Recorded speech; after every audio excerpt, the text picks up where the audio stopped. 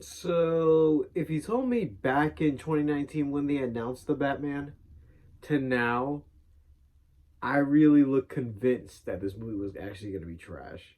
Take a look. Robert Pattinson is the worst Batman. He was in Twilight. There's no way he could be the best Batman ever. The hell are you supposed to be?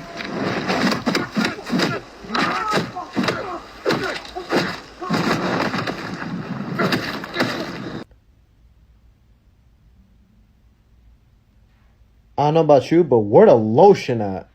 Yeah, those were some times. Oh my god, let's get into it. Alright, guys, it's me, O'Deer, aka the O Review. I just got back from watching the Batman. Okay, before I get into this, I'm going to start with a little bit of backstory, because that's going to make a lot of sense of what's been going on. So, originally, back when the whole Batman v Superman DCEU thing was going on, we had plans that every single DC character was going to get a solo movie: Wonder Woman, Aquaman, Flash, Cyborg, Green Lantern, Batman, Ben Affleck's Batman. But now, after the whole Justice League thing, we didn't get that. Justice League got its own thing. They changed the DC schedule up a bit, where we had Birds of Prey, we got the Joker movie. The only things that stayed in capacity of what it was Aquaman, Wonder Woman, and Shazam. And right after that, DC had their own plans, mixing up films within the universe. They had Birds of Prey, they had the Joker movie, and now they have their own new multiverse version of the Flash, which is basically Ben Affleck's exit from the DCEU, bringing in Michael Keaton from the earlier Batman films.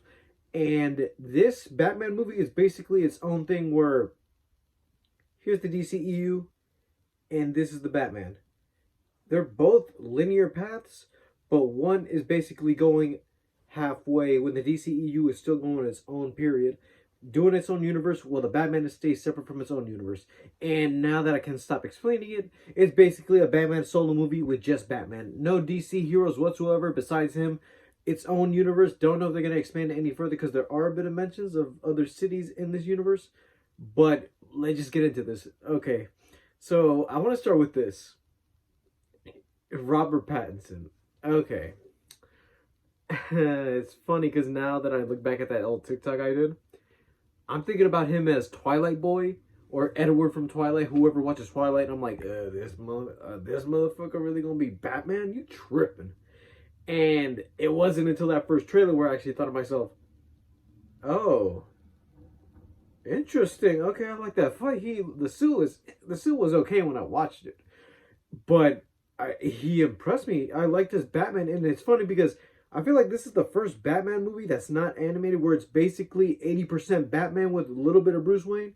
Because I do love how it's basically the Batman with a little bit of Bruce Wayne pulled into it, which I'm gonna get into later in a spoiler review. I'm not gonna do that right now, but all I can say is Detective Batman is one of my favorite Batmans that I haven't seen yet, because we did have Arkham Batman, which is basically the Dark Knight Returns version of Batman that was in the DCEU. Um, the Dark Knight series Batman was more of the ninja, the martial arts, the League of Shadows, and everything was more grounded and realistic.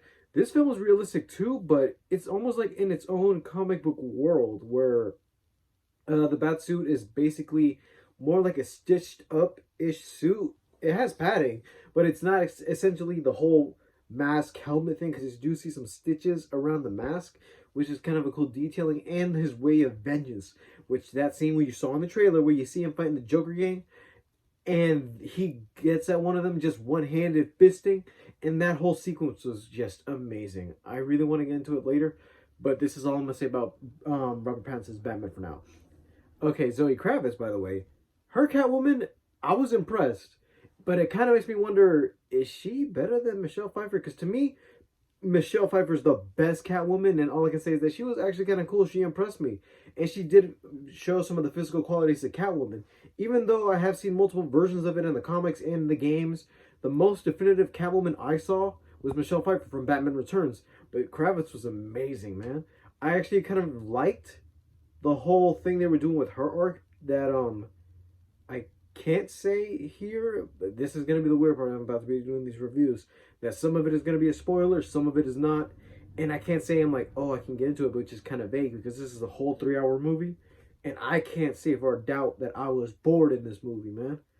some moments are gonna be slow, but then again, it also kicks its way back up back into the movie when as soon as you see the bat suit. And I'm kind of impressed with the 3 hour runtime because if you think about it, Avengers Endgame had set up to go lead its way to a longer runtime, while this movie was just a whole origin story plus kind of establishing the world of Gotham in this movie, which I wasn't even impressed that I was even bored or yawning like I had to go into the bathroom because at some moment I had a moment I'm like, should I even go to the bathroom because I feel it but I'm not about to go. But no, this movie kept going and going and going and you're gonna really be into the motion of it.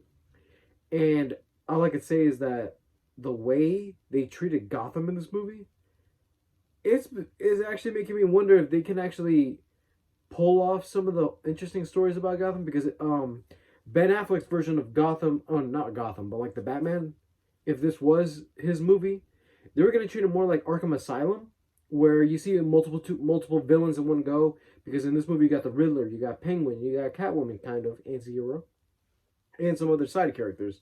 But if you think about it, his version was gonna do like the adaptation of Arkham Asylum with Deathstroke, but in this movie, this is Arkham City, the way they establish Gotham, and you see criminals on the street, and everybody's not afraid of him yet because it's basically year two of Batman's run, and you see that everybody doesn't trust him. The police don't trust him. Gordon is sometimes wondering whether he should or should not trust him due to how his vigilantism isn't impacted yet.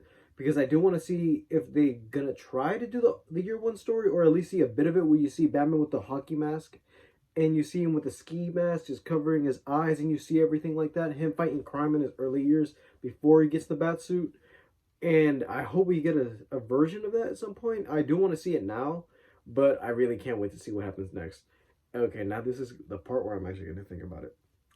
The Riddler in this movie, Paul Dano, I gotta say, even though there are other versions of the Riddler that I have seen, but which is not Batman, like his suit, I know it's based off the Zodiac Killer, and you see his whole rubber raincoat like suit with just straps and goggles. At first, I wonder if they were gonna plan on doing the Hush version of the Riddler, where you see in the recent animations and the comics, where you see everybody makes fun of Riddler because of the riddles. He's useless, but he was more effective in this movie, where it actually made me think. If I look back at other movies I've seen, the closest thing to a Riddler movie is Saw, because some of the traps and the riddles that have people. One scene I really like is when you see Bruce at the funeral. He catches the kid, and you see the truck, and this guy has a bomb strapped onto his chest, and you see him duct tape with the phone. He has nothing to do with it, and he's looking at him as Bruce Wayne. That whole scene, he's just quiet. He doesn't have any dialogue, and you look at him. Look at that criminal. He feels like he has to stop him, but he can't do anything since he's out there. I love those intense moments in the movie, and it actually made me feel like this. The Riddler might be one of the best villains we actually seen in a Batman movie besides Joker, because Joker's the most repeated villain, which he is second best. But I'm still waiting for that moment because this is year two. He's establishing himself in Gotham. Joker or anybody else is out there. The Penguin, he's barely in the movie. Out of a 3 hour movie, but he is getting his own show on HBO Max. I loved his performance. Who was it? Colin Firth. I loved his performance as the Penguin. It did kind of remind me of the Arkham video games where he's still at height, where he's small. He has more of a stitched up face, a big nose. He didn't have the monocle, which is I kind of like the little details, but I do kind of miss it. And I do love how it essentially makes this universe, this version of Gotham, more akin to the Arkham series, which I don't know if they're going to adapt any other selections from the stories, because I know that it's year two. Maybe it might go on to something different, or we could go a few years later when Batman is established, we could get a new suit. But I do want to get on this. As before my closing, because this is the non-spoiler review, I'm just giving you further details of my thoughts about the movie. But the way this movie looked, I can't say it's unique, but I want to say it's that every other movie I've seen of Batman, everything is more, how can I put this? The way you saw like different aesthetics used in each Batman movie. Tim Burton was the skyline. You see Gotham as a character. You look at every single character like Batman, Joker, Vicky Vale. You see the world of Gotham through their eyes in its own interpretation. Joel Schumacher had his own thing where he wanted to make everything fun and goofy, calling back to the 1966 series, and that was fine. But I do want to say that this version of Gotham is more realistic than the realistic version of Nolan when he did the Batman movies, because everything is boots on the ground. Batman is not even, he doesn't even have the smoke gas in one scene where I feel like he could have used it. He has a grappling hook, it works. But then again, if you were put in that situation, you know it's not going to work. But everything felt more real. Every punch he made on a criminal, every fight, everything physical. Not even with him and Catwoman fighting in that one.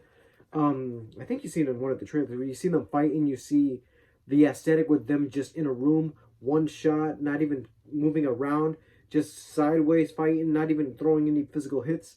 It's more real. And that's the one thing I do feel like this Batman movie does rather than the other ones, which I'm kind of impressed. Boots on the ground, especially when you see his whole suit. His whole suit is not even the full Batman suit. Especially because I got that on my shirt.